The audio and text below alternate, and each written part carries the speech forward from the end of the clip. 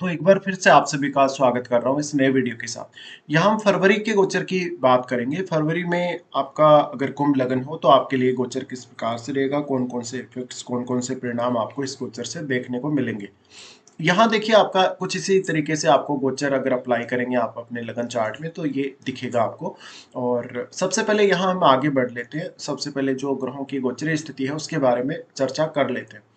ग्रहों की गोचरीय स्थिति को अगर आप लोग देखेंगे आपके फरवरी के मंथ के लिए तो सूर्य 12 फरवरी तक मकर राशि में ही गोचर करने वाले हैं। इसके बाद ये कुंभ राशि में प्रवेश कर जाएंगे।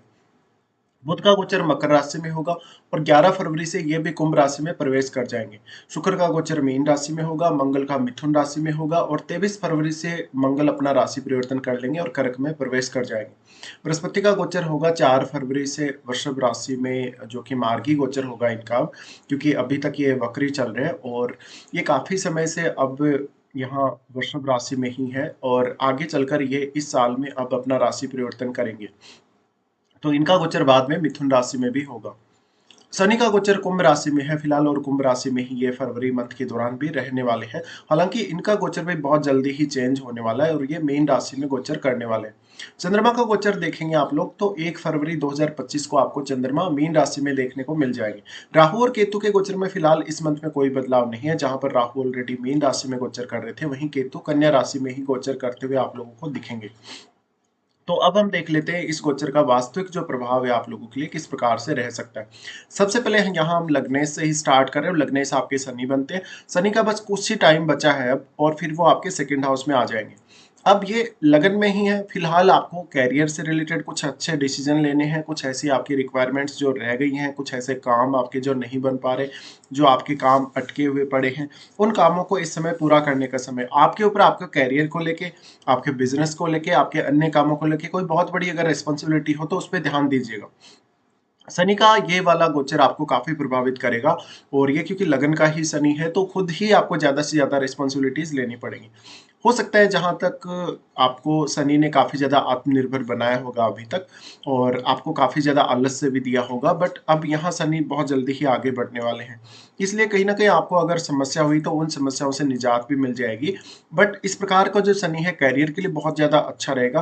कैरियर के साथ साथ आपकी जो वास्तविकता है, कहीं ना कहीं आपकी जो क्षमताएं हैं काम करने की, जो आपकी एबिलिटी है, उसको लेकर भी शनि का प्रभाव काफी अच्छा है यहाँ पे। शनि का सबसे पहले यहाँ से दृष्टि रहेगा आपके तीसरे भाव पे। तीसरे भाव पे जो दृष्टि रहेगा आपको ज्यादा से ज्यादा अभी भी हार्डवर्क करने के लिए प्रेरित करेगा। आपके भाई बहनों से, पड़ोसी या रिश्तेदारों से किसी भी प्रकार की अपेक्षा मत रखिएगा। साथ में खुद के ऊपर आप जितना ज्यादा डिपेंड होकर काम करेंगे उतना अच्छा कर पाएंगे। शनि का दृष्टि आपके सातवें भाव पे भी रहेगा। सातवें भाव पे जो दृष्टि है वो कहीं ना कहीं आपको बिजनेस के मामले में और आपका कोई भी प्रकार से अगर पब्लिक के साथ डीलिंग करते हो उन मामलों में हेल्प करेगा। मैरिड लाइफ के लिए ये उतना अच्छा साबित नहीं होगा। कहीं ना कहीं पार्टनर के साथ कुछ हद तक आपको तनाव देखने को मिल सकता है या पार्टनर के साथ मिसअंडरस्टैंडिंग्स देखने को मिल सकती है। शनि का सातवें भाव पे प्रभाव है तो उन लोगों को बहुत ज्यादा सहायता मिलेगी या सफलता मिलेगी जो लोग पब्लिक के साथ डायरेक्टली डील कर रहे हैं, राजनीति में हैं या किसी भी तरीके से वो डायरेक्टली या इनडायरेक्टली पब्लिक के साथ डील कर रहे हैं। शनि का यहाँ दृष्टि है तो आपके नेम फेम के लिए, मान सम्मान के लिए बहुत ज्यादा अच्छा है। लेकिन स्वास्थ्य के ऊपर भी आपको पूरा फोकस करना चाहिए। शनि का दृष्टि आपके 10th हाउस पे यहाँ से है। 10th हाउस पे रहने से ये कैरियर के लिए बहुत ही ज्यादा अच्छा माना जाएगा। कैरियर में अगर आपको कोई भी प्रमोशन जैसा डिसीजन लेना है, फिलहाल कोई अदर चेंज करना है कैरियर में, तो उसके लिए आप विचार कर सकते हैं। शनि आपके चार्ट में 12th लॉर्ड है। 12th लॉर्ड होने के केस में अब जिन लोगों को भी विदेश यात्रा करनी है या विदेश में जिनको सेटलमेंट लेना है वो लोग भी यहाँ पर विचार अवश्य ही कर सकते हैं। उसके बाद हम जुपिटर के गोचर के बारे में बात करते हैं। जुपिटर आपके चार्ट में दूसरे घर के स्वामी और 11वें घर के स्वामी बनते हैं। जुपिटर का गोचर अगर आप लोग देखेंगे तो ये 4th हाउस में फिलहाल ट्रांजिट कर रहे हैं। 4th हाउस में अभी ये क्योंकि मार्गी स्थिति में आ रहे हैं इसलिए अभी तक आपने जो जो भी प्लानिंग की है अपने इनकम, अपने धन के लिए, अपने कैरियर के लिए, वो प्लानिंग पर अब आपको काम करने की आवश्यकता है यहाँ पर। यहाँ गुरु का गोचर है तो अपने घर परिवार से संबंधित जितनी भी आपकी जिम्मेदारियां हैं उनको आपको वहन करना है, अपनी जिम्मेदारियों को आपको पूरा करना है। यहाँ गुरु के होते हुए आपको कोई भी प्रॉपर्टी वगैरह खरीदना है, अपना घर वगैरह बनाना हो या अदर कोई भी काम हो आपके 4th हाउस से संबंधित जो भी हो उसको आप पूरा करिएगा। साथ में यहाँ कहीं ना कहीं आपके एजुकेशन को लेके गुरु का प्रभाव काफी ज्यादा अच्छा रह सकता है और आपके डिसीजन मेकिंग के मामलों में भी गुरु आपको सपोर्ट करेंगे कहीं ना कहीं, जो कि 4th हाउस से रिलेटेड जितने भी आपके डिसीजन होंगे। गुरु यहाँ अब मार्गी हो रहे हैं। मार्गी हो रहे हैं तो बहुत सारे ऐसे रुके हुए काम जो आपकी एजुकेशन, संतान पक्ष से जुड़े हैं, आपकी कोई लॉन्ग डिस्टेंस टूर से जुड़े हैं, वो बनने लगेंगे। और क्योंकि गुरु आपके चार्ट में 11वें और दूसरे भाव के स्वामी हैं, इसलिए इन भावों से संबंधित जो भी आपके काम रुके हुए हैं, उन कामों पर थोड़ा ज्यादा फोकस करके चलिएगा। गुरु का सबसे पहले यहाँ दृष्टि पड़ेगा 8वें भाव पे। 8वें भाव पे पड़ेगा तो ये कोई भी रिसर्च वर्क, कोई बहुत डीप वर्क करने के लिए अच्छा है। कोई भी प्रकार का बहुत ही साइंटिफिक वर्क अगर आपको करना हो, तंत्र मंत्र से जुड़े हैं अगर आप, या फिर अन्य कोई मामले से आप ऐसे जुड़े हैं जो 8वें भाव को दिखाता है, तो उन मामलों में यहाँ गुरु आपकी काफी ज्यादा हेल्प कर देंगे। गुरु का यहाँ दृष्टि है तो आपको अपने इन लॉज से, माता पिता से भी काफी ज्यादा हेल्प मिल सकती है। गुरु का दृष्टि फिर आपके 10th हाउस पे रहेगा। 10th हाउस पे जो दृष्टि रहेगा, कैरियर के मामले में बेहद अच्छा साबित होगा। कैरियर को आगे बढ़ाने में, इसके साथ साथ कैरियर से रिलेटेड कोई अच्छा डिसीजन लेने के मामले में, प्रमोशन वगैरह के मामले में, या कैरियर में कोई बहुत बड़ा आप चेंज भी अगर चाहते हैं तो वो भी आप कर सकते हैं। यहाँ गुरु आपके आपके कैरियर के थ्रू या आपके बिजनेस के थ्रू आपकी इनकम को बढ़ाने वाला होगा कहीं ना कहीं। तो इनकम पे या धन पे थोड़ा ज्यादा ध्यान देकर चलिएगा। इसके साथ ही फिर गुरु का यहाँ जो दृष्टि पड़ रहा है वो आपके नेम फेम के हिसाब से, आपकी रिस्पॉन्सिबिलिटीज के हिसाब से काफी अच्छा रहेगा। इनका दृष्टि फिर यहाँ से आपके 12th हाउस पे पड़ेगा। 12th हाउस पे दृष्टि पड़ेगा तो जिन जातकों को भी फॉरेन से किसी भी प्रकार की इनकम होती है, फॉरेन से अगर आपको किसी भी प्रकार का गेन होता है, उस मामले में यहाँ गुरु आपको सपोर्ट करेंगे। अगर आपको आपके प्रोफेशन की वजह से विदेश यात्रा करनी हो या विदेश में सेटलमेंट के लिए देखना हो, तो भी आपको यहाँ गुरु सहायता कर रहे हैं। हालांकि आप अपनी महादशा को जरूर चेक कर लीजिएगा। इसके बाद हम देख लेते हैं मंगल के बारे में। मंगल आपके चार्ट में तीसरे भाव के स्वामी है, 5वें भाव में इनका गोचर हो रहा है और ये 10वें घर के भी स्वामी। तो यहाँ का जो मंगल रहेगा आपको थोड़ा ज्यादा कहीं ना कहीं डेडिकेशन देगा काम करने को लेकर, और काफी तेजी से सोचने समझने और रणनीति बनाने के लिए प्रेरित करेगा। मंगल का यहाँ गोचर है तो मुख्य रूप से अपने संतान के साथ आपके संबंध बिगड़ सकते हैं। यहाँ किसी भी प्रकार के क्रिएटिव वर्क के लिए मंगल का गोचर बेहद अच्छा रहेगा, क्योंकि वो तीसरे घर के स्वामी। तीसरे घर के स्वामी होने के साथ साथ मेनली आप अपने कैरियर पे फोकस करिएगा। कैरियर से रिलेटेड जितने भी आप डिसीजन लेना चाहते हैं, उन डिसीजन में मंगल का सपोर्ट बहुत ज्यादा अच्छा रह सकता है।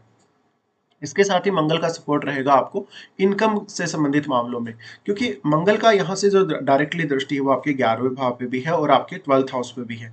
लेकिन सबसे पहले मंगल का जो दृष्टि है आपके 8वें भाव पे, 8वें भाव से जुड़े हुए किसी भी प्रकार के मामलों में मंगल आपको बेहद सपोर्ट कर सकते हैं यहाँ पे। हालांकि संतान पक्ष को लेकर उतना अच्छा मंगल का गोचर नहीं रहने वाला, लेकिन कहीं ना कहीं आपको इनकम के मामले में, धन या संपत्ति के मामलों में मंगल का बेहद अच्छा सपोर्ट रहेगा।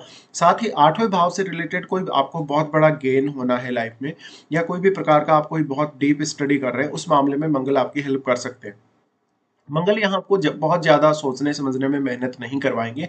पंचम भाव में ये हैं तो मिथुन राशि में है, इसलिए हमेशा थोड़ी सी ड्युअलिटी आपके मन में जरूर रहेगी। मंगल का फिर यहाँ से दृष्टि पड़ेगा 11वें भाव पे। 11वें भाव पर जब भी मंगल दृष्टि डालते हैं, धन संपत्ति पाने के लिए बहुत ज्यादा अच्छा है, अपने नेटवर्क विस्तार के लिए बहुत ज्यादा अच्छा है। अगर मान लो आप जॉब नहीं कर रहे लेकिन आप बिजनेस कर रहे हैं, उस मामले में भी मंगल आपको बहुत ज्यादा सपोर्ट कर सकते हैं, क्योंकि वो थर्ड लॉर्ड है। थर्ड लॉर्ड होने की वजह से मंगल आपको बहुत ज्यादा करेज देने का काम करेंगे, साहस प्रदान करने का काम करेंगे। मंगल का यहाँ दृष्टि होने से नेटवर्क में लगातार आपके विस्तार होता जाएगा और लगातार आपको फायदा होता जाएगा। इसके साथ ही मंगल आपको दूसरे लोगों के साथ बेहद अच्छी कनेक्टिविटी दे सकते हैं। इनका जो यहाँ दृष्टि रहेगा 12th हाउस पे, उसकी वजह से आपको फॉरेन से कुछ गेन होने की संभावना बनेगी। अगर आपके प्रोफेशन का या आपके बिजनेस का डायरेक्टली या इनडायरेक्टली संबंध अगर फॉरेन से है, तो थोड़ा ज्यादा फोकस करके चलिएगा। अब मंगल क्योंकि 10th लॉर्ड है, 10th लॉर्ड होने के केस में 10th हाउस से रिलेटेड जितने भी डिसीजन है उनमें कभी भी आप जल्दबाजी मत करिएगा इस प्रकार के मंगल की स्थिति में। फिर मंगल आ जाएंगे आपके 6th हाउस में। 6th हाउस में हालांकि ये लगभग मंथ एंड में ही आएंगे, 23 फरवरी से। तो यहाँ इनकी स्थिति नीच की हो जाएगी, इसलिए लड़ाई झगड़ा होना, कोई विवाद होना, कलीग्स के साथ या अपने बॉस के साथ बहुत ज्यादा मनमुटाव होने के चांसेस बन सकते हैं। हालांकि इनकी जो गोचरीय स्थिति है उसकी चर्चा हम अगले महीने के वीडियो में करेंगे। उसके बाद देख लेते हैं शुक्र को। शुक्र आपके चार्ट में 4th लॉर्ड और 9th लॉर्ड है। इनका गोचर हो रहा है आपके 2nd हाउस में। 2nd हाउस में इनका गोचर है तो धन संपत्ति और लग्जरी के लिए तो ये बहुत ही ज्यादा अच्छा है, लेकिन ये रिश्तों को बिगाड़ने वाली स्थिति हो सकती है। तो आपका अट्रैक्शन किसी अन्य व्यक्ति की तरफ हो सकता है। मैरिड लाइफ पे थोड़ा नकारात्मक असर पड़ सकता है। यहाँ पे बहुत ज्यादा पैसा स्पेंड भी आप करेंगे कहीं ना कहीं अपने रहन सहन पे, अपने खान पान पे, और अगर आप ड्रिंक वगैरह करते हैं तो उसको अवॉइड करिएगा। साथ में नॉनवेज या ड्रिंक इस प्रकार की जो भी आपकी आदतें हैं उससे थोड़ा दूर रहेगा। यहाँ पे कहीं ना कहीं आपको जो आपका पार्टनर है उसके थ्रू बहुत ज्यादा एक्सपेक्टेशन रह सकती है शुक्र के यहाँ आने से, और अपनी जो लाइफ स्टाइल है उसके ऊपर आपका खर्चा बहुत ज्यादा हो सकता है। तो यहाँ का जो राहु शुक्र का युति बनेगा वो आपको क्रिएटिव वर्क में मदद करेगा, आपको धन लग्जरी के मामले में जरूर मदद करेगा, लेकिन ये रिश्तों के लिए उतना अच्छा साबित होगा नहीं। इसके साथ साथ आपको ये अचानक से कोई विदेश यात्रा या कोई लंबी दूरी की यात्रा दे सकता है। अब यहाँ पे शुक्र का फिर दृष्टि पड़ेगा आपके 8वें भाव पे। 8वें भाव पे पड़ेगा तो ये मैरिड लाइफ के लिए उतना अच्छा साबित नहीं होगा। यहाँ पे किसी और के साथ आपका रिलेशनशिप होना या अपने जीवन साथी से बेहद असंतुष्टि होने का यहाँ संभावना बनता है। इसके साथ ही देखिए राहु शुक्र का युति सेकंड हाउस में और शुरुआत में यहाँ चंद्रमा भी रहेंगे, इसलिए आपको अपनी वाणी पर थोड़ा ज्यादा ध्यान देने से, अगर आप कोई बहुत अच्छा क्रिएटिव वर्क करने जा रहे हैं अपनी वाणी के माध्यम से या अपने किसी भी अन्य माध्यम से, उसमें आपको जरूर यहाँ सफलता मिल सकती है। इसके बाद हम देख लेते हैं यहाँ बुध को। बुध आपके 5वें घर के स्वामी और 8वें घर के स्वामी है। फिलहाल इनका गोचर 12th हाउस में होगा।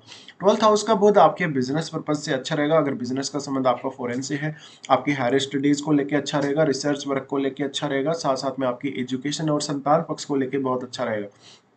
लेकिन देखिए जो 12th हाउस है उससे रिलेटेड कोई भी प्रकार से आप कुछ एक्सप्लोरेशन कर रहे हैं, कुछ नया रिसर्च कर रहे हैं, या 12th हाउस से आप डायरेक्टली या इनडायरेक्टली जुड़े हैं अपनी लाइफ में, तो ऐसे मामलों में बुध आपको बेहद सपोर्ट कर सकते हैं। इसके साथ साथ आपके जो भी खर्चे होंगे या फिर आपको अगर फॉरेन से इनकम वगैरह अगर होती हो, उन मामलों में बुध आपको बहुत ज्यादा सहायता कर रहे हैं। अब बुध का जो दृष्टि है आपके यहाँ 6th हाउस पे पड़ेगा। 6th हाउस से जुड़े मामलों में आपको सूर्य और बुध दोनों ही बहुत ही ज्यादा सपोर्ट करते हुए नजर आएंगे। तो कैरियर में अब आपके लिए आपकी डेली लाइफ, आपकी रूटीन वर्क या ऑफिस के कामों में सूर्य और बुध का बहुत बड़ा रोल होने वाला है। अब बात यह है कि यहाँ जो सूर्य है वो 7th लॉर्ड है। 7th लॉर्ड होने के केस में थोड़ा सा मैरिड लाइफ पे नकारात्मक असर जरूर पड़ सकता है, बट बुध का यहाँ साथ है और बुध फिर आपके लगन में भी आ जाएंगे। तो ऐसा जो बुध होगा वो बहुत ही सही डिसीजन लेने के लिए प्रेरित करेगा आप लोगों को। इसके साथ साथ थोड़े से जो आपके इनकम और जो खर्चे हैं उनका बैलेंस भी बुध लाएगा। अब बुध क्योंकि 8वें घर के स्वामी, 8वें घर के स्वामी है, तो आपको कोई भी 8वें घर के पर्पज के लिए अगर विदेश यात्रा करनी हो, विदेश में सेटलमेंट प्राप्त करना हो, तो बुध की सहायता से आप कर सकते हैं। यानी आप एक अच्छा बेहतर डिसीजन लेके आगे बढ़ सकते हैं। बुध का जो दृष्टि आपके 6th हाउस पे रहेगा वो आपको 6th हाउस से जुड़ी सभी प्रकार की समस्याओं में मदद जरूर करेगा। जैसे कि आपका डेली रूटीन है, डेली लाइफ है, या किसी भी प्रकार का ऐसा आपका काम है जो आपके प्रोफेशन से जुड़ा है डायरेक्टली या इनडायरेक्टली।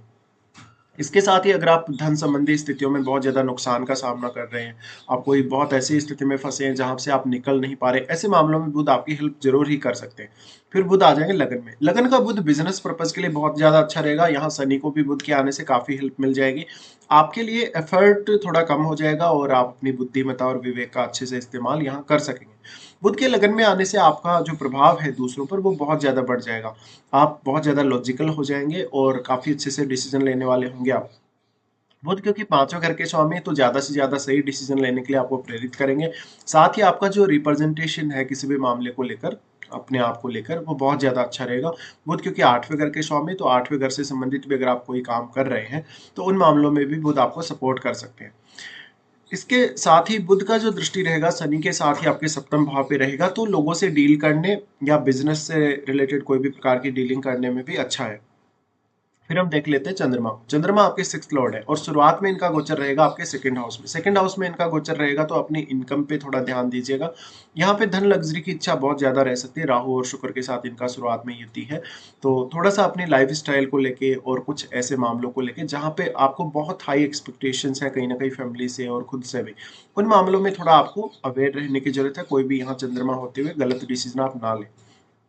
चंद्रमा फिर आपके 3rd हाउस में आ जाएंगे। 3rd हाउस का चंद्रमा अचानक से आपके प्रोफेशन के लिए, आपके कैरियर पर्पज से कोई एक अचानक आपको लंबा टूर या छोटी दूरी की यात्रा दे सकता है। चंद्रमा यहाँ आएंगे तो आपकी इमेजिनेशन को बढ़ाने का काम करेंगे, आपको कहीं ना कहीं थोड़ा ज्यादा जिज्ञासु बनाने का काम करेंगे, और इस प्रकार से आपको खुद पर ज्यादा हार्डवर्क करना पड़ेगा या खुद पर थोड़ा ज्यादा फोकस करना पड़ेगा 3rd हाउस में इनके आने से। 3rd हाउस का जो चंद्रमा रहेगा आपकी इमेजिनेशन और आपकी क्रिएटिविटी पर बहुत अच्छा प्रभाव डालेगा। चंद्रमा फिर आएंगे आपके 4th हाउस में। 4th हाउस में इनका आना आपकी फैमिली के साथ टाइम बिताने के लिए बहुत ज्यादा अच्छा है। घर परिवार से संबंधित कोई बढ़िया डिसीजन लेने के लिए अच्छा है। साथ में इसका कुछ हद तक पॉजिटिव असर आपके कैरियर पर भी पड़ सके, क्योंकि गुरु और यहाँ से चंद्रमा की दोनों की ही दृष्टि 10th हाउस पे रहेगी। तो 10th हाउस से संबंधित कोई भी अगर आपको डिसीजन लेना हो तो आप इस समय विचार कर सकते हैं। फिर चंद्रमा आएंगे आपके फिफ्थ हाउस में। फिफ्थ हाउस में लगभग इनका गोचर आपको 7 या 8 तारीख के आसपास देखने को मिलेगा। ये वाला ट्रांजिट भी आपके लिए काफी अच्छा है। इस दौरान आपको कोई बेहतर डिसीजन लेने में मदद मिल सकती है। अगर आप कोई राइटिंग या स्पीकिंग से रिलेटेड कामों से जुड़े हैं या आपको क्रिएटिव वर्क से अगर जुड़ाव है तो ऐसे मामलों में सफलता मिल सकती है। चंद्रमा यहाँ आपके कहीं ना कहीं इनकम के लिए बहुत ज्यादा जिम्मेदार रहेंगे। इनकी दृष्टि आपके 11वें भाव पे पड़ेगी, इसलिए आपको कहीं ना कहीं से कोई अच्छा इनकम सोर्स भी मिल सकता है। चंद्रमा फिर आपके सिक्स्थ हाउस में प्रवेश कर जाए। सिक्स्थ हाउस में भले ही चंद्रमा अपने खुद के घर में रहेंगे, लेकिन यहाँ थोड़ा सा वो आपके लिए स्ट्रेस क्रिएट करेंगे और कुछ नई जिम्मेदारियां भी क्रिएट करेंगे। उसके बाद हम देख लेते हैं यहाँ सूर्य के गोचर को।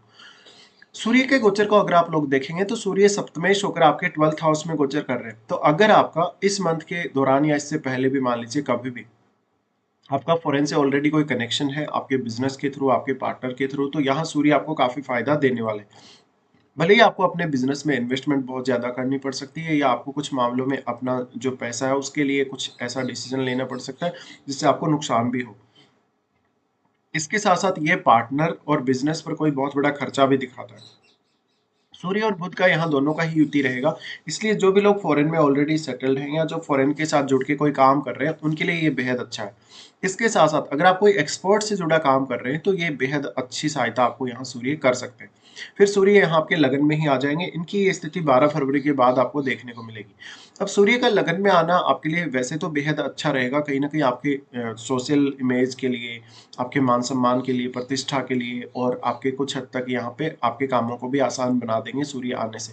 और क्योंकि बुध भी यहाँ साथ ही आएंगे, बुध और सूर्य दोनों के ही साथ आने से एक तो आपको बहुत ही ज्यादा सही डिसीजन लेने में मदद मिल सकेगी, कोई भी काम को बहुत सही समय पर करने में मदद मिल सकेगी। इसके साथ साथ जो लगन में शनि है आपके, उनकी वजह से जो आपको बहुत ज्यादा हार्डवर्क या जो एफर्ट करना पड़ रहा है उसमें थोड़ी बहुत कमी आ जाएगी, तो थोड़ा सा आपको यहाँ राहत मिल जाएगी। अब क्योंकि तीनों का ही दृष्टि सप्तम पे रहेगा, ये जो दृष्टि है वो आपके बिजनेस पर्पस के लिए तो बहुत ज्यादा अच्छा कहा जा सकता है, लेकिन आपकी मैरिड लाइफ के हिसाब से ये उतना अच्छा नहीं है, तो थोड़ा मैरिड लाइफ पे ध्यान देकर चलिएगा। इसके साथ साथ आप अपने पार्टनर से अगर किसी भी प्रकार की हेल्प लेना चाहते हैं आपके कैरियर या आपके बिजनेस रिलेटेड मामलों में, तो वो जरूर आपको यहाँ मिल सकती है। तो इस प्रकार से हमने यहाँ सभी ग्रहों के बारे में डिस्कस किया। अब राहु केतु के बारे में कोई भी विशेष चर्चा हम नहीं करने वाले हैं। तो अब हम कुंभ लगन वालों के लिए देख लेते हैं कौन कौन से अच्छे दिन और कौन कौन से खराब दिन आपके लिए रहने वाले हैं इस मंथ में। सबसे पहले अगर हम अच्छे दिनों की बात करेंगे तो 6 से 9 तारीख तक, 12 से 14 और 22 से 24 तक ये दिन आपके लिए बेहद ही अच्छे निकल के आ रहे हैं। अगर आपको कोई भी ऐसा काम है जो नहीं बन पा रहा, जिसमें आपको बार बार दिक्कतें या रुकावटें आ रही हैं, तो आप उन कामों को इन दिनों में प्लान कर सकते हैं। इसके बाद देखेंगे कौन कौन से आपके लिए कुछ प्रॉब्लम वाले दिन रह सकते हैं। सबसे पहले जब चंद्रमा का गोचर कर्क राशि में होगा तो ये आपके छठे भाव से गुजरेंगे। इस दौरान 10 और 11 को आपको कुछ ऐसी स्थितियां देखने को मिलेंगी जहां पर आपने किसी के साथ पैसे का लेन देन किया हो तो आपको दिक्कतें आ सकती है, किसी के साथ विवाद हो सकता है, झगड़ा हो सकता है। आपका काम की प्रेशर की वजह से जो रूटीन है वो खराब रहेगा। चंद्रमा का गोचर जब कन्या में होगा 15 और 16 तारीख को, तो ये मानसिक रूप से बेचैनी और परेशानी वाला समय रहेगा। बहुत ज्यादा काम को आप इस समय हैंडल नहीं कर पाएंगे, तो अपनी जिम्मेदारियों को कम से कम रखें। 15 और 16 को मानसिक रूप से आपका स्वास्थ्य ठीक नहीं रहेगा। चंद्रमा का गोचर जब कैप्रिकॉर्न में होगा यानी मकर राशि में, तो 25 और 26 को ऐसी स्थिति बनेगी।